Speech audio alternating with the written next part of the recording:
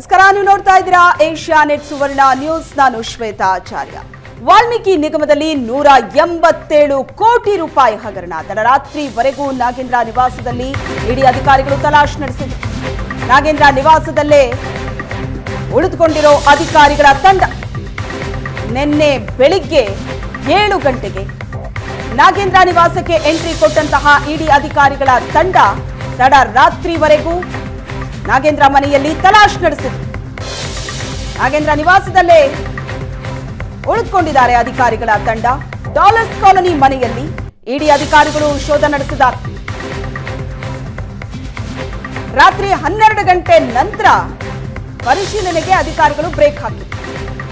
ಇವತ್ತು ಬೆಳಿಗ್ಗೆ ಮತ್ತೆ 7 ಗಂಟೆಗೆ ಶೋಧ ಆರಂಭವಾಗಲಿದೆ.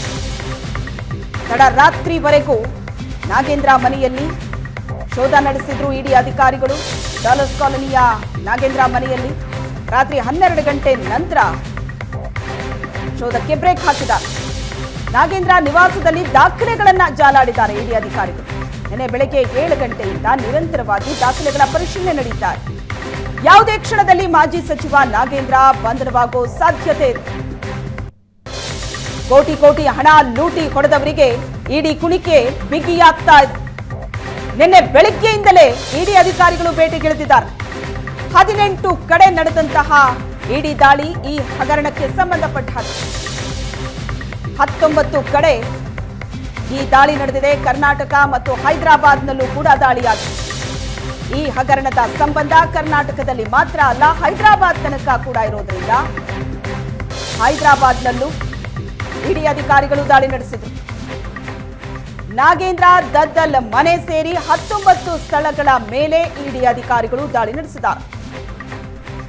ರಾಮ್ಕಿ ಉತ್ಸವ್ ನಾಗೇಂದ್ರ ಅವರ ಡಾಲರ್ಸ್ ಕಾಲೋನಿಯ ಅಪಾರ್ಟ್ಮೆಂಟ್ ಇದು.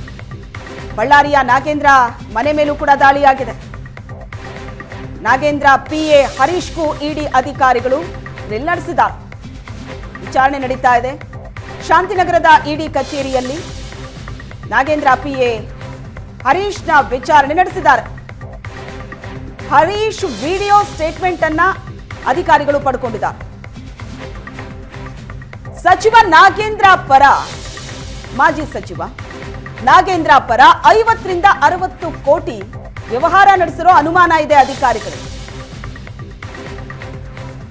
ಈ ಹಗರಣದಲ್ಲಿ 50 ರಿಂದ 60 ಕೋಟಿ ಪಡೆದಿರೋದ್ರ ಬಗ್ಗೆ ಅಧಿಕಾರಿಗಳಿಗೆ ಅನುಮಾನ ಇದ್ದು ದಾಖಲೆಗಳ ಪರಿಶೀಲನೆ ನಡೀತಾ ಇದೆ. ಎಲ್ಲ ಫೈಲ್ಗಳನ್ನ ಪರಿಶೀಲನೆ ನಡೆಸ್ತಾ ಇದ್ದಾರೆ. ಇಡೀ ಮನೆಯನ್ನ ಜಾಲಾಡ್ತಾ ಇದ್ದಾರೆ. ನಾಗೇಂದ್ರ ಅವರ ಡಾಲರ್ಸ್ ಕಾಲೋನಿ ನಿವಾಸದಲ್ಲಿ ಕೋಟಿ ಕೋಟಿ ಹಣ ಲೂಟಿ ಹೊಡೆದಂತ ಹಗರಣ ಇದು. 187 ಕೋಟಿಯ ಹಗರಣ. ವಾಲ್ಮೀಕಿ ನಿಗಮದಲ್ಲಿ ಆದಂತಹ ಈ ಹಗರಣ ಯಾರ್ಯಾರಿಗೆ ಈಗ ಸಂಕಷ್ಟವನ್ನ ತಂದಿಡುತ್ತೆ. ನಾಗೇಂದ್ರ ಬಂಧನ ಆಗುವಂತಹ ಸಾಧ್ಯತೆ ಇದೆ. ಎನಿ ಟೈಮ್ ಅಂತ ಹೇಳಲಾಗ್ತಾ ಇದೆ.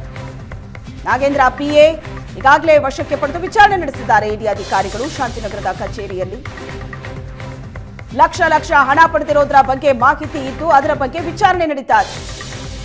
ನಾಗೇಂದ್ರ ಪಿಎ ಕತೆ ಇದಾದ್ರೆ ಇನ್ನು ನಾಗೇಂದ್ರ ಕತೆ ಏನು? ಯಾವುದೇ ಕ್ಷಣದಲ್ಲಿ ನಾಗೇಂದ್ರ ಬಂಧನ ಆಗಬಹುದು ಅಂತಲೇ ಹೇಳಲಾಗ್ತಾ ಇರೋದು. ತಡರಾತ್ರಿ ತನಕ ನಾಗೇಂದ್ರ ಮನೆಯಲ್ಲಿ ಇಡಿ ಅಧಿಕಾರಿಗಳು ಶೋಧ ನಡೆಸಿದ್ರು. 12 ಗಂಟೆ ನಂತರ ದಾಖಲೆಗಳ ಪರಿಶೀಲನೆಗೆ ಬ್ರೇಕ್ ಹಾಕಿದ್ರು. ಈಗ ಮತ್ತೆ 7 ಗಂಟೆಯಿಂದ ಪರಿಶೀಲನೆ ಮುಂದುವರಿಯುತ್ತೆ. ಬೆಂಗಳೂರಿನಲ್ಲಿರೋ 2 ಮನೆ ಮತ್ತು ಬಳ್ಳಾರಿಯ ನಿವಾಸ ಎಲ್ಲಾ ಕಡೆ ಜಾಲಾಡ್ತಾ ಇದ್ದಾರೆ. ಈ ಪ್ರಕರಣದಲ್ಲಿ ತಗಲಾಕೊಂಡಿರುವಂತಹ ಆರೋಪಿಗಳ ಮನೆ ಮೇಲೆ ರೇಡ್ ಆಗಿದೆ. ಇಡಿ ಅಧಿಕಾರಿಗಳು ಒಟ್ಟು 19 ಕಡೆ ನಡೆಸಿರುವಂತಹ ದಾಳಿ. ಹೈದರಾಬಾದ್ನ ಪ್ರೈವೇಟ್ ಬ್ಯಾಂಕ್ನ ಮೇಲೂ ಕೂಡ ದಾಳಿಯಾಗಿದೆ. ಯೂನಿಯನ್ ಬ್ಯಾಂಕ್ನ ಸಿಬ್ಬಂದಿಗೂ ಕೂಡ ಶಾಕ್ ಕೊಟ್ಟಿದ್ದಾರೆ ಇಡಿ ಅಧಿಕಾರಿಗಳು. ಮತ್ತೊಂದು ಕಡೆ ನಿಗಮ ಮಂಡಳಿಯ ಬೆಂಗಳೂರಿನ ಕಚೇರಿಯಲ್ಲೂ ಇಡಿ ಅಧಿಕಾರಿಗಳು ದಾಖಲೆಗಳ ಪರಿಶೀಲನೆ ನಡೆಸಿದರು. ಈ ಬಗ್ಗೆ ಹೆಚ್ಚಿನ ಡೀಟೇಲ್ಸ್ ಅನ್ನ ಕೊಡ್ತಾರೆ ನಮ್ಮ ಪ್ರತಿನಿಧಿ ಸ್ವಸ್ತಿಕ್. ನಾಗೇಂದ್ರ ಅವರ ನಿವಾಸದಲ್ಲಿ ಏನು ಪರಿಶೀಲನೆ ನಡೀತಾ ಇದೆ ಅಲ್ಲಿಂದ ನಮ್ಮ ಜೊತೆ ನೇರ ಸಂಪರ್ಕದಲ್ಲಿದ್ದಾರೆ. ಸ್ವಸ್ತಿಕ್, ನಿನ್ನೆ ಬೆಳಿಗ್ಗೆ 7 ಗಂಟೆಗೆ ಶುರುವಾದಂತಹ ರೇಡ್ ತಡರಾತ್ರಿ ತನಕವೂ ದಾಖಲೆಗಳ ಪರಿಶೀಲನೆಯನ್ನ ಮುಂದುವರೆಸಿದ್ದಾರೆ. ಏನು ಅಧಿಕಾರಿಗಳು ನಾಗೇಂದ್ರ ಅವರ ಮನೆಯಲ್ಲೇ ಉಳ್ಕೊಂಡ್ರ? ಇವತ್ತು ಮತ್ತೆ ಬೆಳಗ್ಗೆಯಿಂದ ಶುರುವಾಗುತ್ತಾ? ಏನೆಲ್ಲ ಡೀಟೇಲ್ಸ್ ಸಿಗ್ತಾ ಇದೆ ಸ್ಥಳದಿಂದ? ಎಸ್ ಶ್ವೇತಾ, ಕಳೆದ 24 ಗಂಟೆಗಳಿಂದಲೂ ಕೂಡ ಇಡಿ ಅಧಿಕಾರಿಗಳು ದಾಳಿಯನ್ನು ನಡೆಸಿರುವಂಥದ್ದು.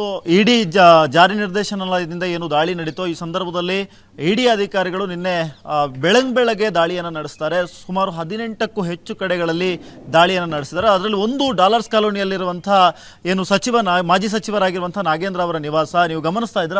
ಇದು ಮಾಜಿ ಸಚಿವರಾಗಿರುವಂತಹ ನಾಗೇಂದ್ರ ಅವರ ನಿವಾಸದ ದೃಶ್ಯಗಳನ್ನು ನೀವು ನೋಡ್ತಾ ಇದ್ದೀರಾ. ಈ ಒಂದು ಬಿಲ್ಡಿಂಗ್ ನಲ್ಲಿರುವಂತಹ 2ನೇ ಫ್ಲೋರ್ ನಲ್ಲಿರುವಂಥದ್ದು ಸಚಿವ ನಾಗೇಂದ್ರ ಅವರ ನಿವಾಸ. ಹಾಗಾಗಿ ಇಡಿ ಅಧಿಕಾರಿಗಳು ನಿನ್ನೇನು ದಾಳಿಯನ್ನು ನಡೆಸಿದ್ರು 18ಕ್ಕೂ ಹೆಚ್ಚು ಕಡೆಗಳಲ್ಲಿ, ಅದರಲ್ಲಿ ಒಂದು ಮನೆ ಇದು ಕೂಡ ಒಂದು. ಹಾಗಾಗಿ ಈ ಮನೆಯಲ್ಲೇ ನಿನ್ನೆ ತಡರಾತ್ರಿಯವರೆಗೂ ಕೂಡ ವಿಚಾರಣೆಗಳನ್ನ ನಡೆಸಿದ್ದಾರೆ. ಜೊತೆಗೆ 12 ಗಂಟೆಯ ಸುಮಾರಿಗೆ ಈ ವಿಚಾರಣೆಯನ್ನ ತಾತ್ಕಾಲಿಕವಾಗಿ ಒಂದಿಷ್ಟು ವಿರಾಮವನ್ನು ಕೊಟ್ಟು ಇವತ್ತು ಬೆಳ್ಳಗೆ ಮತ್ತೆ ಅಧಿಕಾರಿಗಳು ವಿಚಾರಣೆಯನ್ನು ಮುಂದೂಡಿದ್ದಾರೆ. ಹಾಗಾಗಿ ಇವತ್ತು ಕೂಡ ವಿಚಾರಣೆ ನಡೆಸುವಂತಹ ಸಾಧ್ಯತೆ ಇದೆ. ಜೊತೆಗೆ ಮಾಜಿ ಸಚಿವ ನಾಗೇಂದ್ರ ಅವರ ಆಪ್ತ ಸಹಾಯಕರಾದಂತಹ ವಿಜಯ್ ಕುಮಾರ್ ಏನಿದ್ದಾರೆ, ಚೇತನ್ ಏನಿದ್ದಾರೆ, ಇವರನ್ನು ಕೂಡ ಕಚೇರಿಗಳಲ್ಲಿ ಇಡಿ ಕಚೇರಿಯಲ್ಲಿ ತಡರಾತ್ರಿಯವರೆಗೂ ಕೂಡ ವಿಚಾರಣೆ ನಡೆಸಿದ್ದಾರೆ. ಜೊತೆಗೆ ಹರೀಶ್ ಅನ್ನುವಂಥ ಒಬ್ಬ ಆಪ್ತ ಸಹಾಯಕ ಏನಿದೆ, ಈ ಹರೀಶ್ ಅನ್ನುವಂತಹ ಆಪ್ತ ಸಹಾಯಕನನ್ನು ಕೂಡ 2-3 ಬಾರಿ ಈ ಒಂದು ನಿವಾಸಕ್ಕೆ ಕರೆತಂದು ಇಲ್ಲಿ ವಿಚಾರಣೆಯನ್ನು ನಡೆಸಿದ್ದಾರೆ. ಜೊತೆಗೆ ಒಂದಿಷ್ಟು RBI ಅಧಿಕಾರಿಗಳು ಕೂಡ ವಿಚಾರಣೆಗೆ ಬಂದಿದ್ದಾರೆ ಅನ್ನುವಂತಹ ಮಾಹಿತಿಗಳು ಸದ್ಯಕ್ಕೆ ಸಿಗ್ತಾ ಇರುವಂಥದ್ದು. ಜೊತೆಗೆ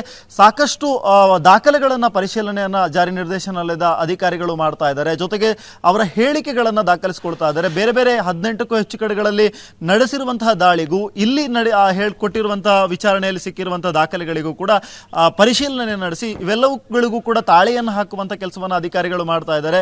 ಹಾಗಾಗಿ ನಿನ್ನೆ ತಡರಾತ್ರಿಯವರೆಗೂ ಕೂಡ ವಿಚಾರಣೆ ನಡೆದಿತ್ತು. ಇದರ ಹಿಂದೆ ನಾವು ನೋಡ್ತಾ ಹೋದ್ರೆ ಮೊನ್ನೆ SIT ಕಚೇರಿಗೆ ಕೂಡ ವಿಚಾರಣೆಗೆ ತೆರಳಿದ್ರು. ಈ SIT ಕಚೇರಿಯನ್ನು ಸುಮಾರು 8 ಗಂಟೆಗಳ ಕಾಲ SIT ಕಚೇರಿ ನಡೆದಿತ್ತು.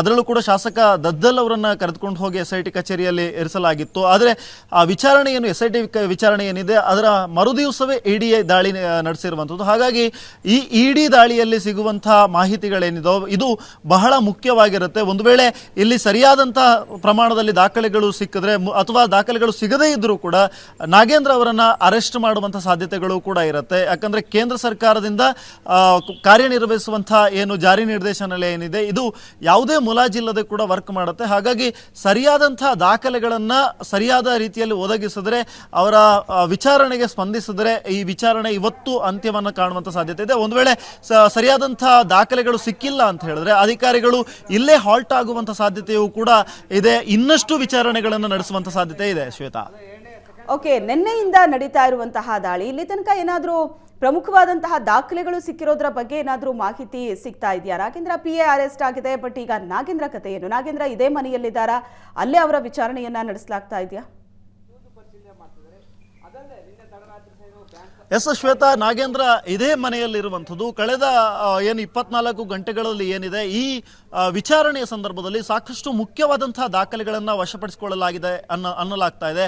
ಸುಮಾರು ಈ ವಿಚಾರಣೆಯಲ್ಲಿ ಸಿಕ್ಕಿರುವಂತಹ ದಾಖಲೆಗಳಲ್ಲಿ ಬೇರೆ ಬೇರೆ ಅಕೌಂಟ್ಗಳಿಗೆ ಏನು ಹಣ ವರ್ಗಾವಣೆಯಾಗಿತ್ತು ಈ ವಿಚಾರ ಬಗ್ಗೆ ಸಾಕಷ್ಟು ಚರ್ಚೆಗಳನ್ನು, ಅಂದ್ರೆ ವಿಚಾರಣೆಯ ಸಂದರ್ಭದಲ್ಲಿ ಪ್ರಶ್ನೆಗಳನ್ನು ಹಾಕಲಾಗಿದೆ. ಜೊತೆಗೆ ಅಲ್ಲಿ ಬೇರೆ ಕಡೆಯಲ್ಲಿದ್ದಂತಹ ಮತ್ತಿಕೆರೆಯಲ್ಲಿದ್ದಂತಹ ಬ್ಯಾಂಕನ್ನು, ಯೂನಿಯನ್ ಬ್ಯಾಂಕ್ನ ಶಾಖೆಯನ್ನ MG ರೋಡ್ನಲ್ಲಿರುವಂತಹ ಮತ್ತಿಕೆರೆಯ ಯೂನಿಯನ್ ಬ್ಯಾಂಕ್ನ ಶಾಪ್ಗೆ ಒಂದು ಶಾಖೆಗೆ ಏನು ವರ್ಗಾಯಿಸಿದ್ರು ಅಲ್ಲಿಂದ ಯಾವ್ಯಾವ ಬ್ಯಾಂಕ್ ಖಾತೆಗಳಿಗೆ ವರ್ಗಾವಣೆ ಆಗಿದೆ, ಎಲ್ಲೆಲ್ಲಿ ವರ್ಗಾವಣೆಗಳು ಆಗಿದೆ, ಎಷ್ಟೆಷ್ಟು ರೂಪಾಯಿಗಳಾಗಿದೆ ಅನ್ನುವಂಥ ನಿಟ್ಟಿನಲ್ಲಿ ಅಧಿಕಾರಿಗಳು ವಿಚಾರಣೆಯನ್ನು ನಡೆಸಿದ್ದಾರೆ. ಜೊತೆಗೆ ಈ ಒಂದು ವಿಚಾರಣೆಯ ಸಂದರ್ಭದಲ್ಲಿ ಯಾವುದೇ ರೀತಿಯಾದಂತಹ ನಗದು ವಹಿವಾಟು ನಡೆದಿಲ್ಲ. ಹಾಗಾಗಿ ಈ ನಗದು ವಹಿವಾಟು ನಡೆದಿದ್ರೆ ಸಾಕಷ್ಟು ಇನ್ನೂ ಕೂಡ ವಿಚಾರಣೆ ಕ್ಲಿಷ್ಟಕರವಾಗ್ತಿತ್ತು. ಆದರೆ ಎಲ್ಲವೂ ಕೂಡ ಬ್ಯಾಂಕ್ ಟು ಬ್ಯಾಂಕ್ ವಿಚಾರಣೆ ನಡೀತಾ ಇರೋದ್ರಿಂದ, ಬ್ಯಾಂಕ್ ಟು ಬ್ಯಾಂಕ್ ಟ್ರಾನ್ಸ್ಫರ್ ಆಗಿರೋದ್ರಿಂದಾಗಿ ಇಡೀ ಅಧಿಕಾರಿಗಳು ಕೂಡ ಅತ್ಯಂತ ಸುಲಭವಾಗಿ ಈ ವಿಚಾರಣೆಯನ್ನು ನಡೆಸ್ತಾ ಇದ್ದಾರೆ ಅಂತ ಹೇಳಲಾಗ್ತಾ ಇದೆ. ಜೊತೆಗೆ ತೆಲಂಗಾಣದಲ್ಲಿ ಇತ್ತೀಚೆಗೆ ಚುನಾವಣೆ ಕೂಡ ನಡೆದಿತ್ತು. ಈ ಚುನಾವಣೆಯ ಸಂದರ್ಭದಲ್ಲಿ ಒಂದಿಷ್ಟು ಈ ಹಣವನ್ನ ಅಲ್ಲಿಗೆ ಸಾಗಿಸಲಾಗಿದೆ ಅನ್ನುವಂತಹ ಮಾಹಿತಿ ಕೂಡ ಬಂದಿತ್ತು. ಹಾಗಾಗಿ ಹೈದರಾಬಾದ್ನಲ್ಲೂ ಕೂಡ ಈ ಬಗ್ಗೆ ದಾಳಿಯನ್ನು ನಡೆಸಿರೋದ್ರಿಂದ ಹೈದರಾಬಾದ್ನಲ್ಲಿರುವಂತಹ ಬ್ಯಾಂಕ್ ಶಾಖೆಗೂ ಕೂಡ ಎಷ್ಟು ವರ್ಗಾವಣೆ ಆಗಿದೆ, ಜೊತೆಗೆ ಒಂದಿಷ್ಟು ಮಾಹಿತಿ ಸಿಕ್ಕಿರುವ ಪ್ರಕಾರದಲ್ಲಿ ಒಂದಿಷ್ಟು ಗೋಲ್ಡ್ ಆಗಿಯೂ ಕೂಡ ಈ ಹಣವನ್ನ ಕನ್ವರ್ಟ್ ಮಾಡಲಾಗಿದೆ ಅನ್ನುವಂತಹ ಮಾಹಿತಿ ಕೂಡ ಇದೆ. ಹಾಗಾಗಿ ಹೈದರಾಬಾದ್ನಲ್ಲಿ ಇನ್ನಷ್ಟು ದಾಳಿಗಳನ್ನು ನಡೆಸುವಂತ ಮಾಡುವಂತ ಸಾಧ್ಯತೆಯೂ ಕೂಡ ಇದೆ ಇಡಿ ಅಧಿಕಾರಿಗಳು ಶ್ವೇತಾ. ಜೊತೆಗೆ ಇವತ್ತು ಕೂಡ ಸಾಕಷ್ಟು ವಿಚಾರಣೆ ನಡೆಸೋದ್ರಿಂದಾಗಿ ಈ ಹೇಳಿಕೆಗಳನ್ನು ದಾಖಲಿಸಿಕೊಳ್ಳುವಂತ ಸಂದರ್ಭದಲ್ಲಿ ಬೇರೆ ಬೇರೆ ಕಡೆಗಳಲ್ಲಿ ಈಗಾಗಲೇ ವಾಲ್ಮೀಕಿ ನಿಗಮದ ಅಧ್ಯಕ್ಷರಾಗಿರುವಂತಹ ದದ್ದಲ್ ಅವರ ನಿವಾಸದಲ್ಲೂ ಕೂಡ ಈ ವಿಚಾರಣೆ ನಡೀತಾ ಇರೋದ್ರಿಂದಾಗಿ ಅಲ್ಲಿ ಕೊಡುವಂತ ಹೇಳಿಕೆಗಳಿಗೂ, ಜೊತೆಗೆ ಹರೀಶನ್ ಏನು ಮುಖ್ಯ ಕಚೇರಿ ಇಡಿಯ ಮುಖ್ಯ ಕಚೇರಿಗೆ ಕರ್ಕೊಂಡು ಹೋಗಿದ್ದಾರೋ ಶಾಂತಿನಗರದಲ್ಲಿರುವಂತಹ ಕಚೇರಿ, ಅಲ್ಲಿ ಕರ್ಕೊಂಡು ಹೋಗಿ ಕೊಡುವಂತಹ ಹೇಳಿಕೆಗಳಿಗೂ ಕೂಡ, ಇಲ್ಲಿ ಮತ್ತೆ ಕರೆತಂದ ಸಂದರ್ಭದಲ್ಲಿ ಕೊಡುವಂತಹ ಹೇಳಿಕೆಗಳಿಗೂ ಕೂಡ ಎಲ್ಲಾದ್ರೂ ಸಾಮ್ಯತೆ ಕಂಡು ಬಂದ್ರೆ ಅಥವಾ ವ್ಯತ್ಯಾಸ ಕಂಡು ಬಂದ್ರೆ ಈ ವಿಚಾರಣೆ ಇನ್ನಷ್ಟು ಮುಂದಕ್ಕೆ ಹೋಗುವಂತ ಸಾಧ್ಯತೆ ಇರುತ್ತೆ. ಹಾಗಾಗಿ ಈಗಾಗಲೇ ವಶಪಡಿಸಿಕೊಂಡಿರುವಂತಹ ದಾಖಲೆಗಳು ಸರಿಯಾದ ರೀತಿಯಲ್ಲಿ ಇದೆಯಾ ಅಥವಾ ಅವರು ಕೊಡುವಂತಹ ದಾಖಲೆಗಳು ಈಗೇನು ಹಣವನ್ನು ಟ್ರಾನ್ಸ್ಫರ್ ಮಾಡಿದೀವೋ, ವರ್ಗಾವಣೆ ಮಾಡಿದೀವಿ ಅನ್ನುವಂತಹ ಮಾಹಿತಿಯನ್ನು ಕೊಟ್ಟಿದ್ದಾರೋ ಇದು ಅತ್ಯಂತ ಸ್ಪಷ್ಟವಾಗಿದೆಯಾ ಅನ್ನುವಂತಹ ನಿಟ್ಟಿನಲ್ಲಿ ಇವತ್ತಿನ ವಿಚಾರಣೆ ನಡೀಲಿಕ್ಕಿದೆ ಶ್ವೇತಾ. ಎಸ್, ಥ್ಯಾಂಕ್ ಯು ನಿಮ್ಮೆಲ್ಲ ಡೀಟೇಲ್ಸ್ಗೆ.